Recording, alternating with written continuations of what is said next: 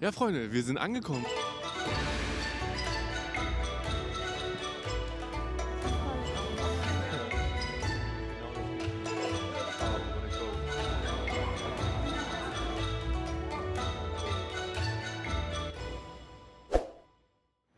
Freunde, wir sind gestern in Shanghai gelandet. Das heißt, wir werden eine weitere Weltmetropole erkunden gemeinsam. Wir sind ein bisschen angeschlagen. Nur ein Problem hier in Shanghai, es ist leider arschkalt. Wir haben jetzt 9 Grad. Die Sonne scheint zwar ein bisschen, aber es ist trotzdem sehr, sehr frisch. Wir haben uns gestern schon bei Ankunft kurz diese Mütze hier geholt.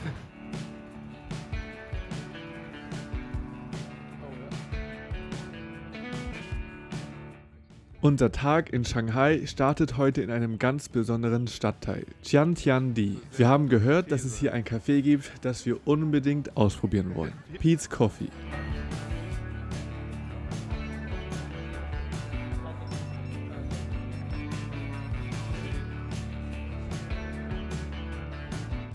Und außerdem soll das Viertel super schön sein mit alten Häusern und kleinen Gassen.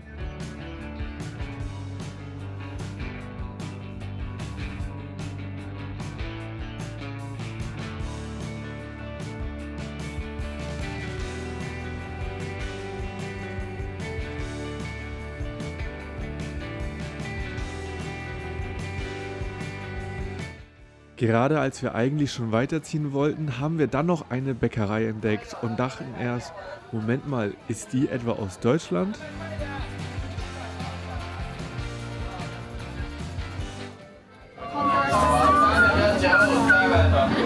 Nie in der Schlange gestanden, die so lang ist, nur um ein paar Gebäcksachen zu kaufen, aber alle hatten diese grünen Taschen.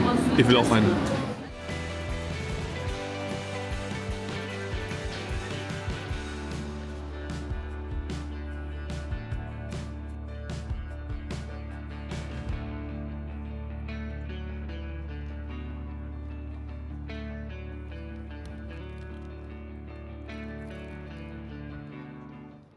Okay, du musst jetzt den Geschmack vom Croissant in einem Wort beschreiben. Was würdest du sagen? Herzhaft. Das Croissant war richtig lecker. Was haben wir denn hier noch? Wir haben hier noch ein Laugenbagel. Sie guckt ihn sich an, sie nimmt einen großen Happen, rein ins Laugenbagel, große Augen, Freude.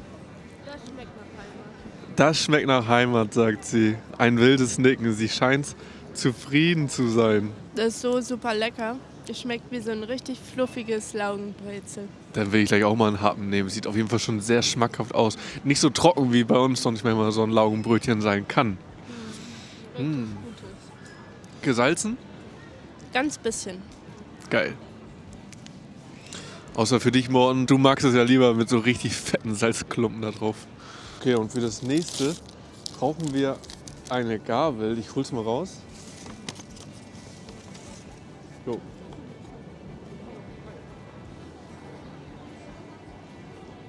Das ist geil.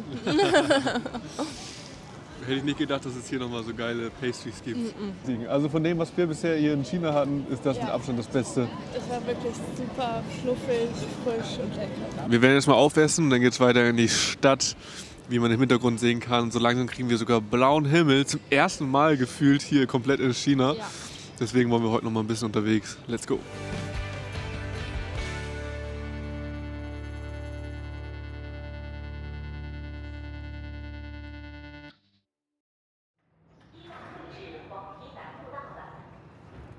Wir werden jetzt weiterfahren, wieder ein Stück nach Hause.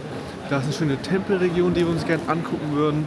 Es wird wahrscheinlich auch langsam dunkel, also die Dämmerung sollte schon einsetzen und dann wird es hoffentlich schön beleuchtet. Und danach fahren wir noch einmal zu The Bund. Das ist ja hier dieses Skyline von Shanghai. Ich glaube, es wird sehr besonders, wenn man da steht.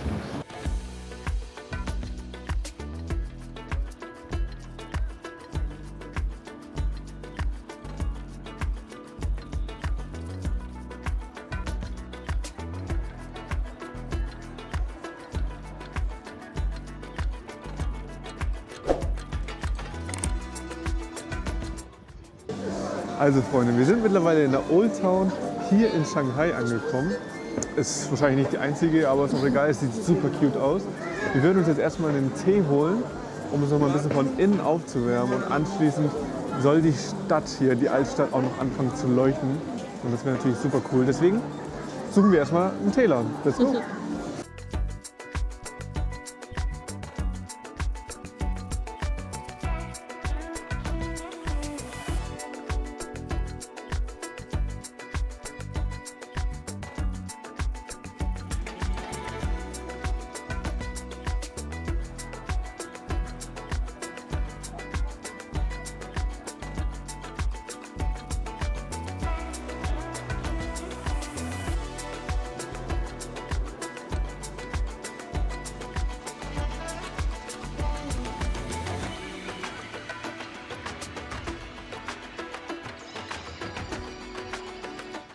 Also, wir haben nun mittlerweile 30, 45 Minuten später und so langsam gehen hier die Lichter an und es sieht wirklich richtig, richtig cute aus. Also so wie man sich so ein bisschen das antike China vorstellt. Also man muss sich auf jeden Fall auch seinen Teil dazu denken, weil es sieht wirklich alles sehr modern auch irgendwie aus.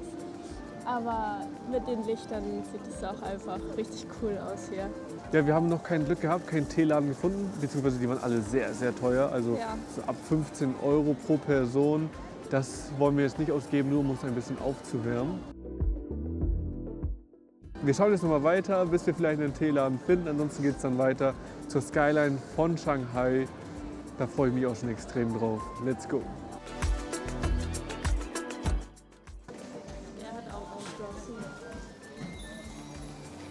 Der Laden hat leider auch geschlossen. So ein Pech aber auch.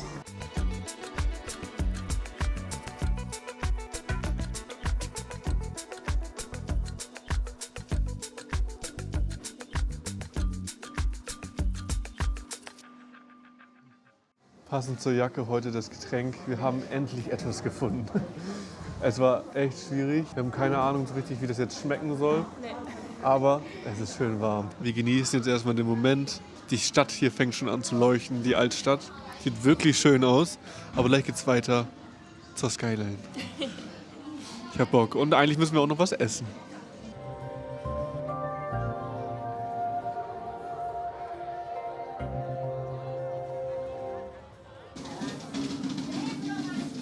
Und dann ist die und die. Ja. Finde ich gut.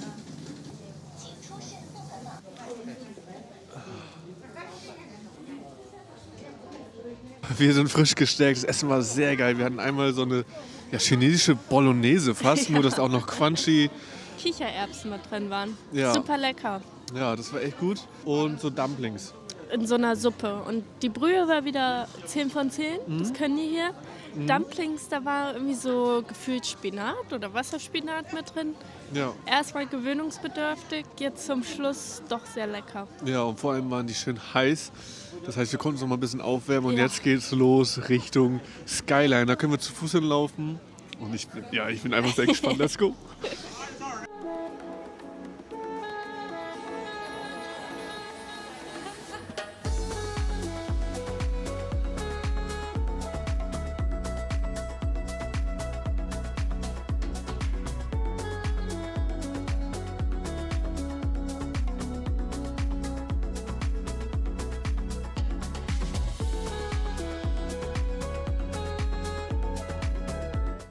Freunde, da sind wir bei der Skyline von Shanghai. Ist das nicht krass?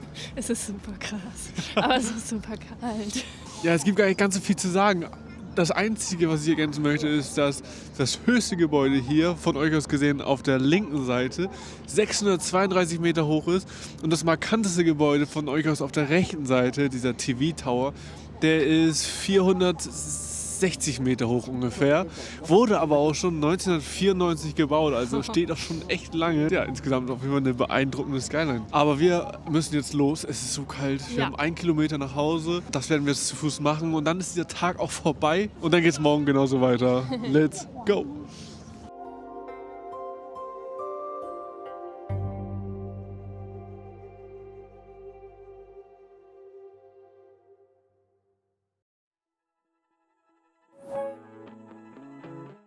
Let's go. Oh, wir werden heute von Königswetter überrascht. Shanghai zeigt sich nochmal von seiner besten Seite. Wir haben Bock. Wir werden erstmal was frühstücken gehen und dann zusammen die Stadt erkunden. Let's go!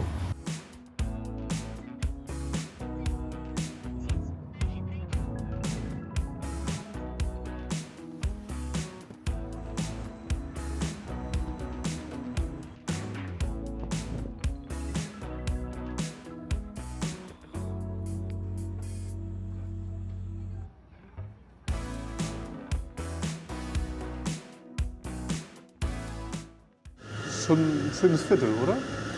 Allein die Bäckerei hier wieder ist ein Goldfund. Ja, echt. Und auch gar nicht mehr so teuer dieses Mal. Das gefällt mir am besten. Wir haben jetzt das Essen bekommen. Es sieht schmackhaft aus. Schönes Croissant und Brezel. Schöner warmer Kaffee. Warmer Kaffee. Wir haben eine Pistazien-Käse-Baguette-Form, keine Ahnung, zum Essen halt. Und ich habe noch einen Capu Mit Hafermilch. mit Hafermilch. Ey. Wir essen jetzt erstmal was und dann geht's raus. Wir sitzen hier mitten vor diesem riesigen Fenster, wie auf dem Präsentierteller. Alle Leute, die vorbeigehen, gucken uns an. Ein paar winken auch, das ist ganz süß.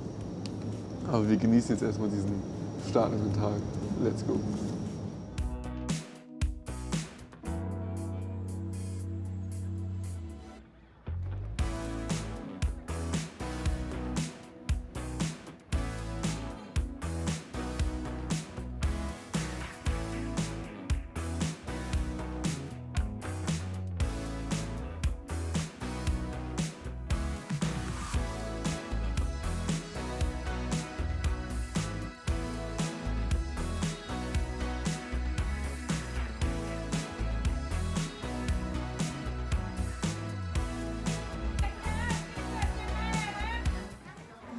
Also wir haben jetzt so Dumpling-ähnliche kleine Teile gekauft, mit Pork anscheinend.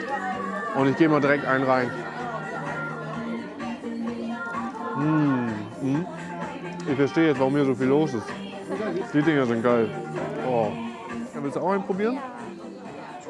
Das ist ganz leicht scharf, aber nicht doll.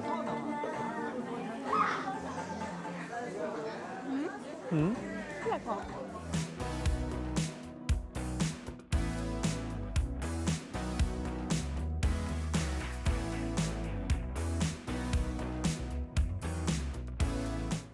Oh, ist das lecker. The order. I'm like giving you more. Oh, I'm so sorry. Thank you so much. I'm sorry. Man weiß, was er meint, aber wir sitzen in der Sonne, wir wollten eigentlich nur Tee trinken. Jetzt gibt es ein Bierchen und einen Weißwein. Das haben wir uns heute auch verdient. Ja. Aber jetzt geht's weiter. Wir fahren zum Jing'an-Tempel. Jedenfalls erstmal in die Region, werden dann zu Fuß unseren Weg zum Tempel durchschlagen, denn die ganze Area soll nochmal richtig schön sein.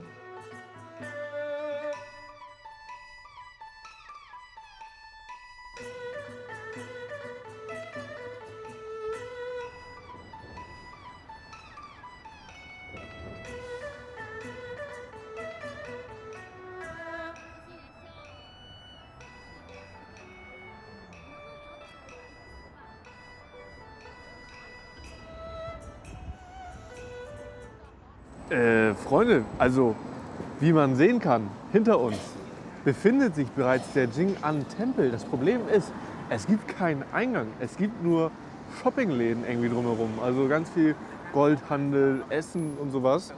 Aber bisher haben wir noch keinen Eingang gefunden. Deswegen müssen wir uns mal Gedanken machen. Wir gehen mal komplett rum und dann schauen wir mal, ob wir da reinkommen. Bisher sieht es ehrlich gesagt schlecht aus. Also, guckt euch das mal an, das sieht wirklich krass aus.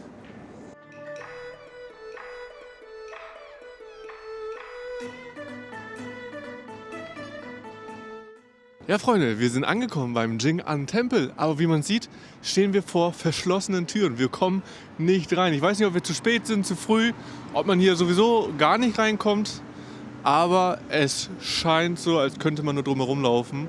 Sieht echt cool aus. Aber wenn man jetzt hinter euch guckt, dann sieht man da einen riesigen Park, wo man auch sitzen kann. Und das werden wir jetzt machen. Und dann haben wir vielleicht nochmal einen schönen Ausblick auf den Jing'an-Tempel. Let's go!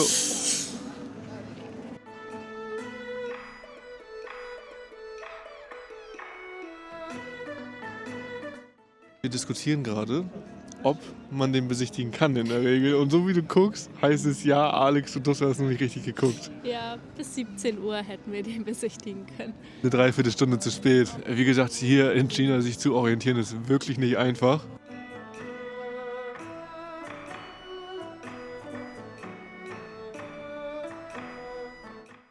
Ach Freunde, wir wollten gerade losgehen. Wir haben uns genug diesen Tempel angeschaut, sind noch ein bisschen ins Labern gekommen. Wir genießen heute einfach die Zeit. Ich hoffe, euch macht es genauso Spaß. Wenn ja, lasst gerne ein Like und ein Abo da, um auch die weiteren Videos nicht zu verpassen. Was ich aber sagen wollte, ist, dass wir gerade losgehen und auf einmal wird hier alles erleuchtet und das sieht richtig cute aus. Bisschen weihnachtlich, aber cute. Wir fahren jetzt mit der Metro 2 nochmal an die Skyline von Shanghai. Wir werden uns das nochmal anschauen aus der anderen Perspektive als gestern. 请站稳扶好，不要看手机，注意脚下安全。 Next stop is East Nanjing Road. Doors will open on the left. You can transfer to line 10.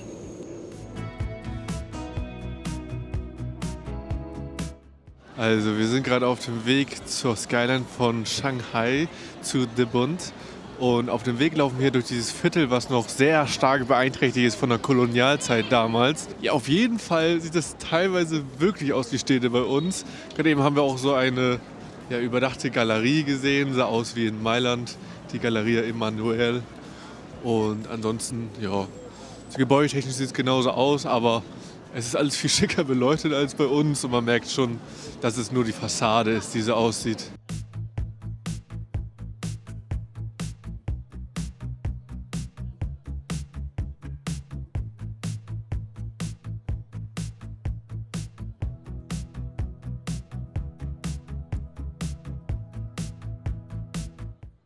Freunde, ich weiß nicht, was ich erwartet habe, aber es ist so voll, man kann es wirklich kaum genießen. Die Aussicht ist Also Wahnsinn. genießen kann man es gar nicht. Nee. Weil voll. wir einfach nur wieder weg.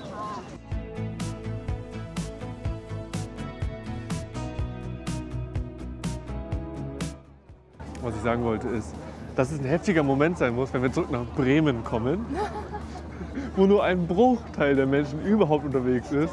Verrückter Gedanke auf jeden Fall. Das hier mit Bremen zu vergleichen, ist fast nicht möglich tatsächlich.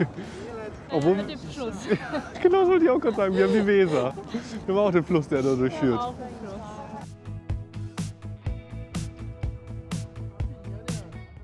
Was für eine gigantische Stadt. Das wird einem hier an der Promenade wirklich noch einmal bewusst. Und wir sehen ja nur die andere Seite.